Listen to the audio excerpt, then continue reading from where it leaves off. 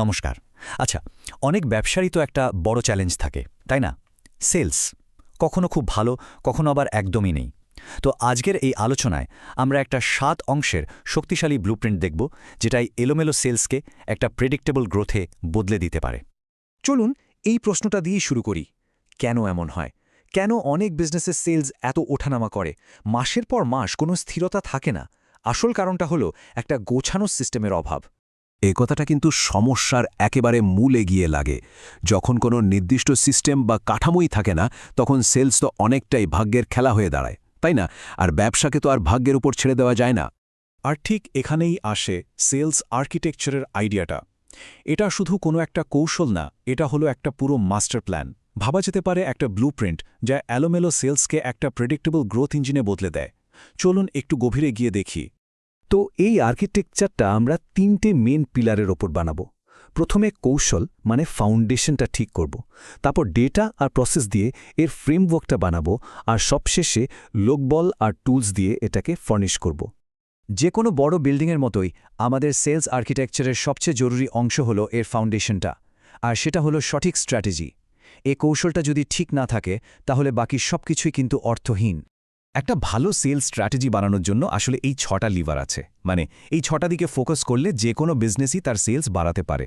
যেমন ভালো কোয়ালিটির লিড বাড়ানো, সেলস কনভার্সন রেট ভালো করা, অ্যাভারেজ সেলের ভ্যালু বাড়ানো ইত্যাদি। শুধু বেশি বিক্রি করতে হবে ভাবলেই হবে না। এই ৬টা দিক যদি একসাথে ঠিক করা যায়, তাহলে গ্রোথটা কিন্তু অটোমেটিক আসবে।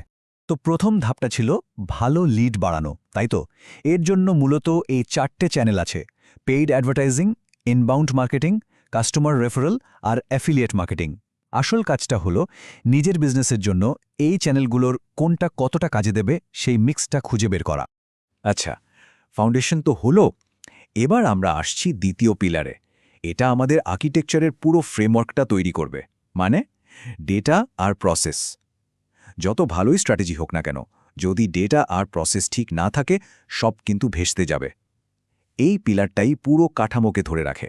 ডেটা ছাড়া কাজ করাটা অনেকটা অন্ধকারে ঢিল ছোড়ার মতো। এই ৩টে মূল রিপোর্ট কিন্তু বিজনেসের জন্য একটা আয়নার মতো কাজ করে। লিড রিপোর্ট বলে দেয় কাস্টমার কোথা থেকে আসছে, সেলস রিপোর্ট বলে দেয় কি বিক্রি হচ্ছে, আর টিম অ্যানালিসিস থেকে বোঝা যায় কে কেমন পারফর্ম করছে। এই ডেটাগুলোই তো আমাদের সঠিক রাস্তাটা দেখায়। একটা কমন ভুল হলো অনেকেই ভাবে সেলস প্রসেস একটাই হয়, কিন্তু আসলে একটা সফল বিজনেসের জন্য ৩টে আলাদা প্রসেস থাকা দরকার। প্রথমটা হলো একদম নতুন কাস্টমার আনার জন্য, মানে নিউ সেলস প্রসেস। এটা বিজনেসের গ্রোথের জন্য একেবারে অপরিহার্য। এরপর আসে রিপিট সেলস প্রসেস।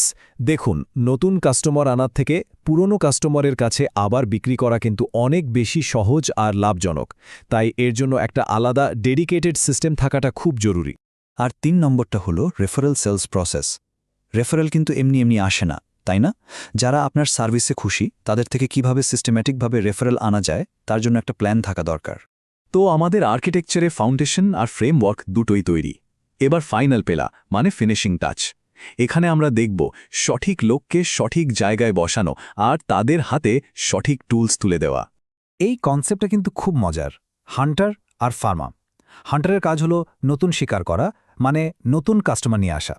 আর ফার্মারের কাজ হলো এক্সিস্টিং জমিতে চাষ করা, মানে পুরনো কাস্টমারদের থেকেই আরও বিজনেস জেনারেট করা। এই দুটো রোলকে যদি গুলিয়ে ফেলা হয়, তাহলে কিন্তু গ্রোথ আটকে যায়। শুধু হান্টার বা ফার্মার থাকলেই হবে না। সেলস টিমকে সাপোর্ট দেওয়ার জন্য পর্দার আড়ালেও একটা শক্তিশালী টিম দরকার। এই সাপোর্টিং রোলগুলোই নিশ্চিত করে যে পুরো সেলস মেশিনটা ঠিকঠাক চলছে। আর সবশেষে দলকে তো আধুনিক অস্ত্র দিতেই হবে, তাই না? একটা ভালো সিআরএম সিস্টেম ছাড়া আজকাল চলেই না। সাথে ভালো ব্রোশিওর, ভিডিও আর অবশ্যই নির্দিষ্ট সেলস স্ক্রিপ্ট থাকা দরকার। এগুলো টিমের কাজকে অনেক সহজ আর এফেক্টিভ করে তোলে। তো আমরা ৩টা পিলার নিয়ে কথা বললাম। এবার সময় হয়েছে সবগুলোকে একসাথে জুড়ে আমাদের ফাইনাল সেলস আর্কিটেকচারটা দেখার। এই ব্লুপ্রিন্টটাই কিন্তু একটা ব্যবসাকে প্রেডিক্টেবল গ্রোথ এনে দিতে পারে। তাহলে এই হলো আমাদের সম্পূর্ণ সেলস আর্কিটেকচারের ৭টা মূল অংশ: সঠিক strategy, analytics, process, team, training, daily management আর টুলস। যখন এই ৭টা জিনিস একসাথে ঠিকঠাক কাজ করে, তখনই একটা মজবুত সেলস সিস্টেম তৈরি হয়, যা যে কোনো পরিস্থিতিতে টিকে থাকতে পারে। যাওয়ার আগে একটা প্রশ্ন রেখে যাই। ভাবুন তো, কোনো একটা বিজনেসের সেলস সিস্টেম যদি নতুন করে বানাতে হয়, তাহলে এই পিলারগুলোর মধ্যে কোনটা ঠিক করার সবচেয়ে আগে জরুরি? এর উত্তরটা কিন্তু প্রত্যেক ব্যবসার জন্য আলাদা হবে আর এটাই ভাবার বিষয়।